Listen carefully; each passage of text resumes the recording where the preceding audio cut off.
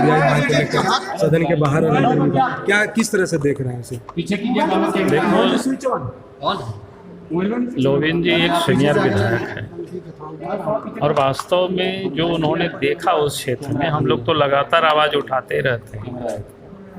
कभी इस प्रदेश में जो खनिज संपदा है वो लूटा जा रहा है और वो भी सरकार के संरक्षण में लूटा जा रहा है।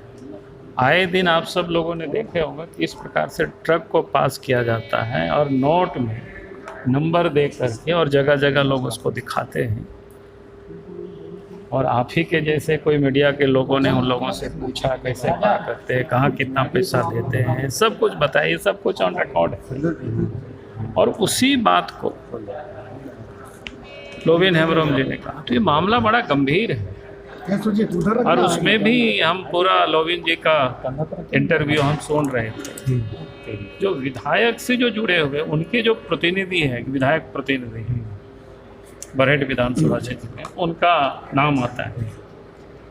तो ये मामला और भी गंभीर हो जाता है और इसलिए बार बार हम कहते हैं कि भाई इस प्रकार के मामला को सरकार को स्वयं सामने आकर के या तो कोई केंद्रीय जांच एजेंसी से जो कि संपदा का लूट हो रहा है, या फिर आप विधायकों की समिति बना करके उसको जांच करानी चाहिए।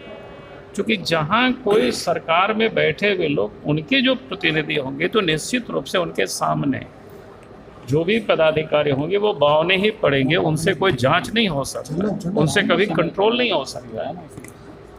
तो उन्होंने जो कहा है वो उचित ही कहा है राज्य के सामने। उन्होंने बताया है जनता को इस राज्य में कैसे लूट हो रही है, कैसे लूट मची हुई है और वो भी सरकार के संरक्षण में हो रहा है।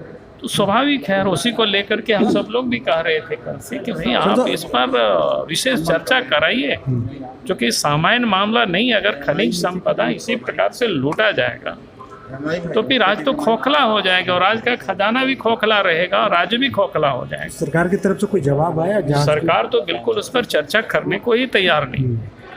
तो इससे ये स्पष्ट है जब चर्चा करने से वो भाग रही है, इसका मतलब है कि सत्ता में बैठे हुए लोग उसमें शामिल है और उनके संरक्षण प्राप्त है।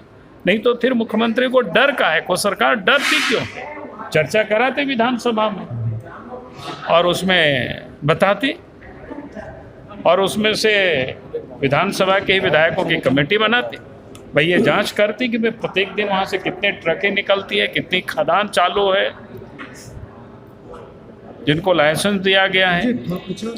तो ये जो लूट हो रही है, चाहे वो बालू की हो, तस्करी हो रही है। भाई हम लोगों ने तो बार बार कहा रहे, बालू झारखंड में लोगों को घर बनाने के लिए नहीं मिल रहा है, वहाँ लोगों की परेशानी है। वहाँ अगर नदी से कोई ट्रैक्टर से बालू लेकर लोग जाते हैं अपने घर बनाने के लिए तो पुलिस उनको पकड़ती है, माइनिंग वाले उनको पकड़ते हैं, जेल में डाल देते हैं, उनके ऊपर केस करते हैं।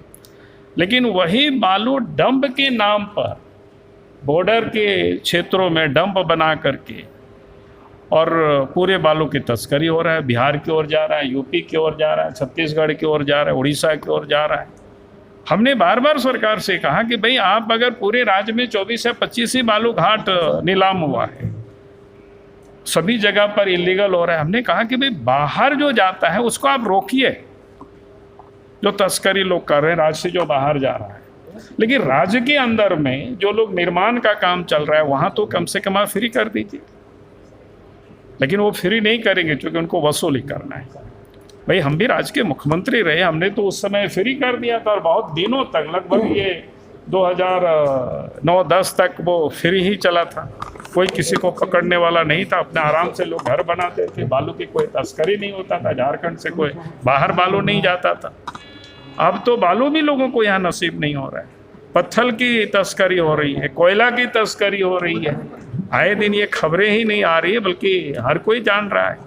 और आप तो सत्ता में बैठे हुए विधायकगण ही सारे बातों को साफ साफ बता रहे। कुछ दिन पहले तो उन्हीं की भाभी है मुख्यमंत्री के विधायक सीता सोरेन, उन्होंने कहा है पुलिस प्रशासन के ऊपर आरोप लगाया था, दुमका के डीसी के ऊपर आरोप लगाया। भाई उनके संरक्षण में, इन लोगों के देख रेख में यहाँ खनिज की चोरी हो रही है। तो इसके बाद सरकार चुप है तो बिल्कुल सत्य है और बहस से भी सरकार भाग रही है। आज बाबूलाल जी दुखद घटना